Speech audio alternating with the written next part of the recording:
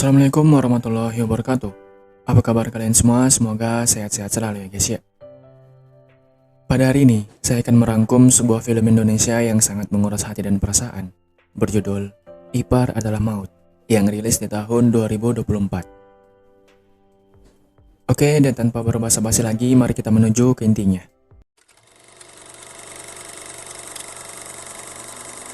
Five, four, three, two, one.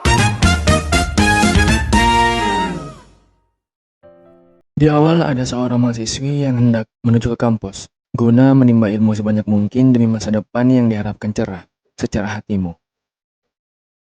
Namun setibanya di lokasi, ia mengalami sedikit kendala ketika sedang berniat untuk memarkir mobilnya, akibat sempat berdebat santuy dengan seorang dosen lelaki di sana. Ia bernama Nisa dan Aris. Di akhir debat mereka, Aris Logowo mengikhlaskan tempat parkir tersebut untuk ditempati oleh Nisa. Disitulah awal pertemuan dari dua sejoli kali ini, ya guys ya. Parkiran dosen bukan ya? Kan saya duluan yang mau parkir di sini, kok main serobot-serobot aja? Ya udah, Pak parkir di sini aja, saya cari tempat lain.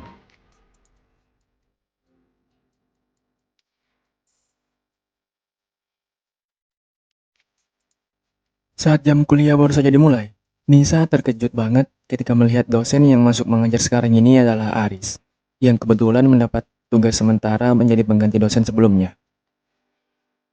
Oh iya, Nisa memiliki seorang sahabat yaitu Manda. Di situ Manda terus memuji-muji kelebihan dari Aris. Ia bahkan sempat melemparkan beberapa gombalan merdeka, namun hanya ditanggapi datar oleh Aris. Alhasil, Manda pun merasa segan untuk mengulangi hal yang sama di lain waktu. Bapak udah berkeluarga apa belum? Bilangin bapak nggak kelar-kelar. Sang orang tua, keluarga juga bukan? Oh iya. Jangan aneh banget Anis.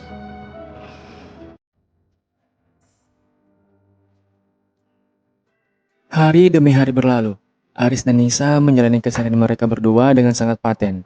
Bahkan di sela-sela itu semua mereka masih sempat untuk melakukan PDKT. Lihatlah betapa nyamannya keseharian Haris beserta Nisa. Tak ada beban sama sekali. Yang ada hanyalah kenyamanan dalam kehidupan ini. Hingga pada akhirnya, mereka pun memutuskan untuk menjalin sebuah hubungan yang agak serius. Dan tepat di hari ini, Aris berencana untuk memberikan surprise ke Nisa.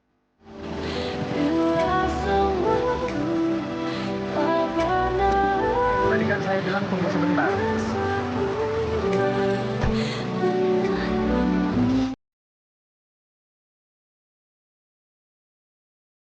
Yang dimana, ia hendak mendatangi sang kekasih langsung ke rumah dia tanpa sepengetahuannya. Setibanya di lokasi, ia lalu disambut oleh adik kandung Nisa, yaitu Rani. Di situ mereka berkenalan dengan cukup formal tapi santuy, karena Aris melakukan sedikit candaan khasnya di sana. Akan tetapi, saat ia mendapatkan diri di hadapan Nisa, sialnya Arislah yang mendapat sebuah surprise motor tangkar, akibat kepanikan Nisa yang begitu bergejolak. Ini Mas Aris ya? Aku Assalamualaikum.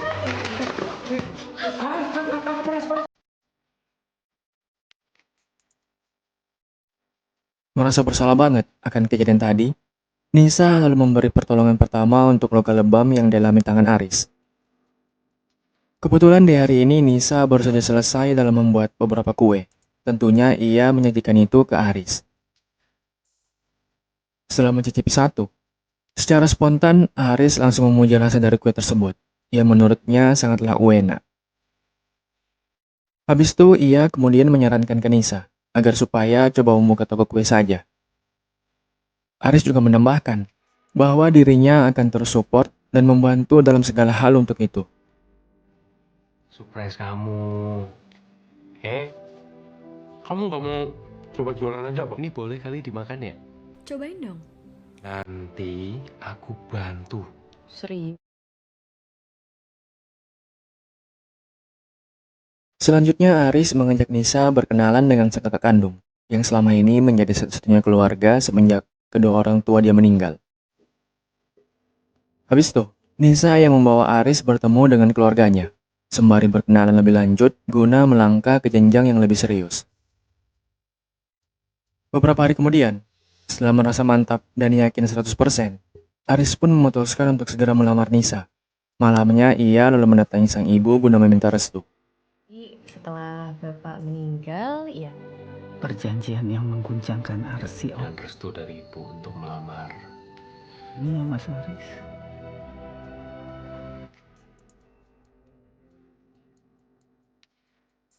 Beberapa tahun selepas pernikahan mereka pun telah berlalu. Kini Aris beserta Nisa sudah diberkahi seorang putri yang cantik jelita. Saat sedang sibuk mengajarkan ilmu agama ke anaknya, tiba-tiba sang ibu menelpon guna meminta tolong sesuatu tentang Rani. Yang dimana sang ibu sempat berpikir, agar supaya Nisa berkenan untuk menampung sementara adiknya tersebut di rumah dia. Mengapa demikian? Karena sang ibu takut jikalau Rani berbuat yang tidak-tidak di luar sana selama kuliah nanti. Itu foto-foto kos-kosan yang gitu ya. bisa tinggal sama kamu. Setelah mendengar permintaan sang ibu tadi, tentunya membuat Nisa terus kepikiran tentang itu. Sebelum tidur, ia lalu menyampaikan keinginan ibu ke Aris, sembari meminta pendapat atau izin dari sang suami. Di situ Aris hanya memberi jawaban, bahwasanya ia akan menerima apapun keputusan sang istri. Apabila itu bisa membuat Nisa happy and white, maka it's okay, ya guys ya. Sehabis kesepakatan antara mereka berdua tercapai, besoknya Rani pun dijemput. Assalamualaikum. Kamunya nyaman. Ya aku nyang. Tadi ibu telepon saya. Taruh mbakmu. Sing nurut.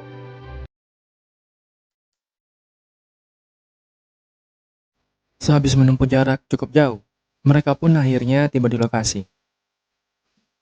Melihat kondisi rumah yang begitu nyaman dan tertata sedemikian rupa, membuat Rani merasakan kebahagiaan banget.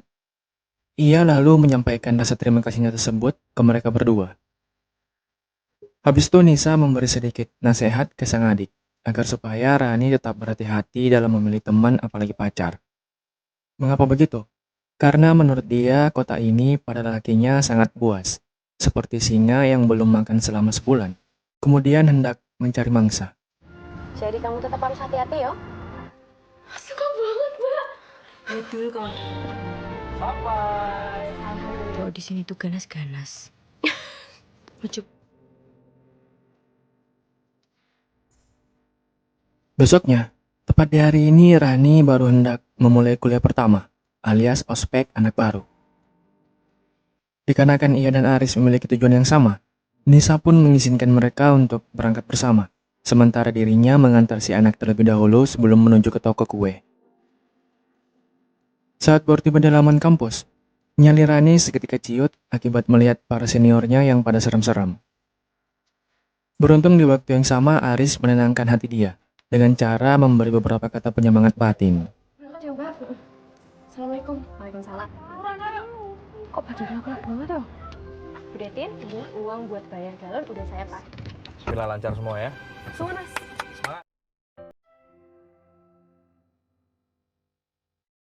Di sisi lain, sahabat Nisa yaitu Manda, tak henti-hentinya dalam memberi segala pujian atas setiap tindakan atau keputusan akhir dari Aris. Bahkan di situ ia sempat meminta tolong ke Nisa agar supaya dicarikan jodoh dari keluarga dekat si suaminya. Sepulang kerja, Aris menyempatkan diri dulu untuk menjemput anak tercinta. Pada malam hari, mereka semua menikmati makan malam bersama di satu meja. Habis itu, Rani kembali dibuat takjub dengan kebiasaan dari masnya tersebut. Mas Aris mau dulu ya. Emang Kayak kangen banget. gitu nggak sih? Buat aku Tony. Yang ngelihat sosok bapak di Mas Aris.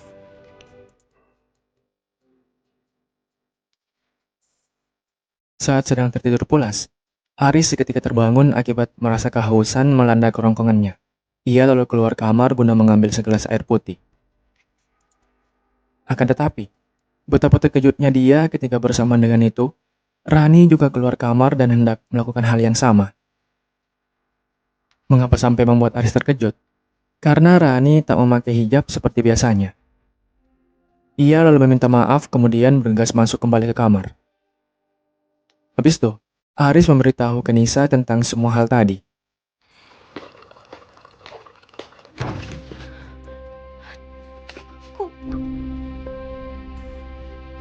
Wah, tadi nggak sengaja amprokan sama adik.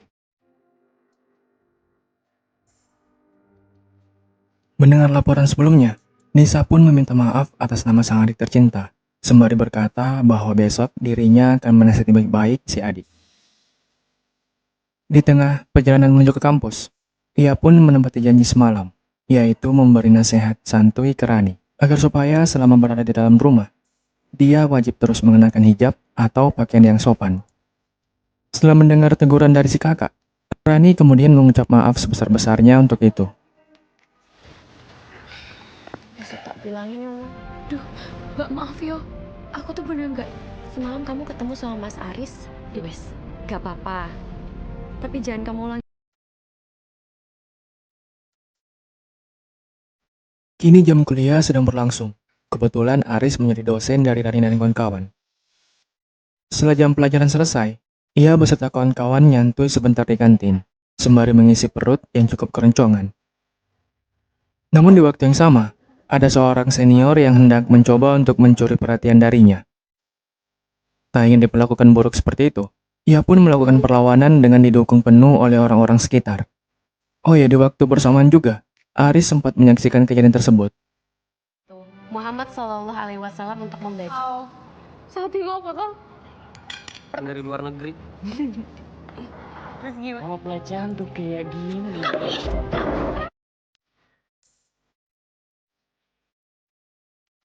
Saat sedang menikmati santap malam bersama keluarga, di sela-sela itu Aris sempat bertanya ke Rani mengenai kejadian heboh tadi sewaktu berada di kantin.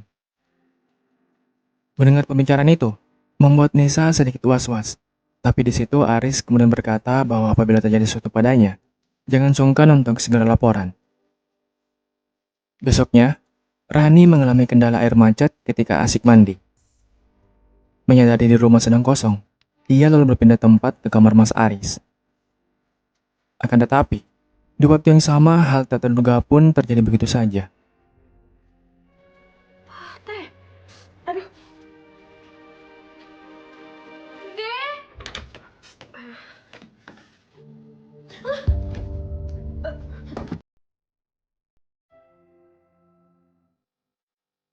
Beruntung di waktu yang tepat, saat suasana di sana mulai terasa canggung banget, Nisa baru pulang menyapa Aris.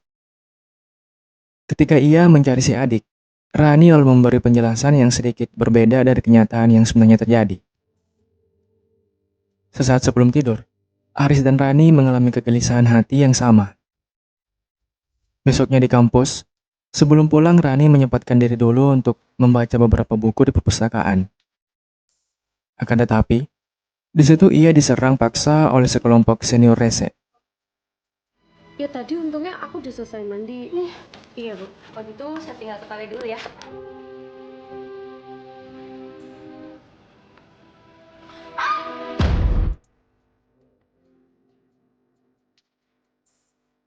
Saat Rani sudah sangat terpojok oleh sekapan sekelompok senior rese tadi, Aris yang kebetulan lewat di sekitaran perpus tanpa sengaja mendengar teriakan suara khas dari Rani. Merasa ada yang tak beres di dalam, ia pun bergegas masuk guna mengecek situasinya. Dan benar saja, karena ia melihat sekelompok lelaki yang sedang melakukan pelecehan terhadap Rani.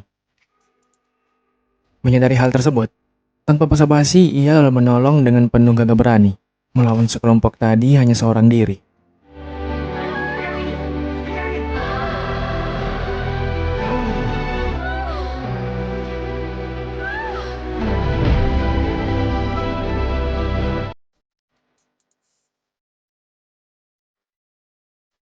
Di hari ini Aris sedang sibuk memperbaiki keran air di kamar Rani yang kemarin mengalami maintenance parah. Bersama dengan hal tersebut, Bude baru saja pamit pulang, sementara Rani baru tiba di rumah sepulang kampus. Di situ Nisa sibuk mengurus tanah keluarganya di kampung, dan butuh waktu hingga larut malam. Tak lama, keran yang sedari tadi diperbaiki oleh Aris itu menyemburkan air ke arah tubuhnya dan seketika membuat dia panik. Niat ingin membantu, ternyata Rani hanya membuat suasana di sana terasa semakin panas. Oke, pamit Rin.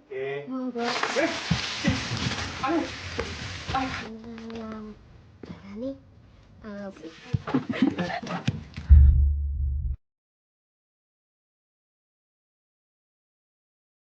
Hari demi hari berlalu begitu saja.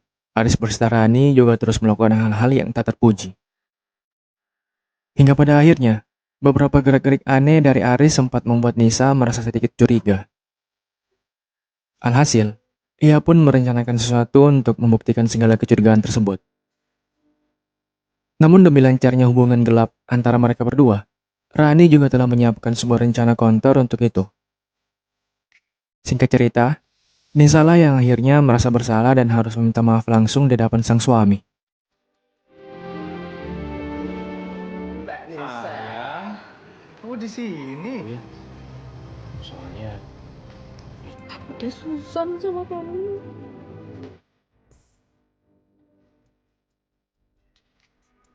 Akibat terjebak macet parah di tengah perjalanan, membuat Nisa memutuskan untuk meminta bantuan Aris guna menjemput anak tercinta mereka di sekolah. Akan tetapi, disitulah kebenaran sesungguhnya terungkap. Memang benar bahwasanya tak akan pernah ada kebohongan yang bisa berlangsung lama. Di akhir scene dari film keluarga yang sangat menguras perasaan ini, Nisa pun memutuskan untuk segera bercerai dengan Aris. Kemudian melanjutkan hidupnya bersama si anak saja. Ya guys ya. tiba-tiba cemberut gini. Kamu selingkuh, kamu pilih Rani. I love you, Raniku sayang. Suatu hari nanti.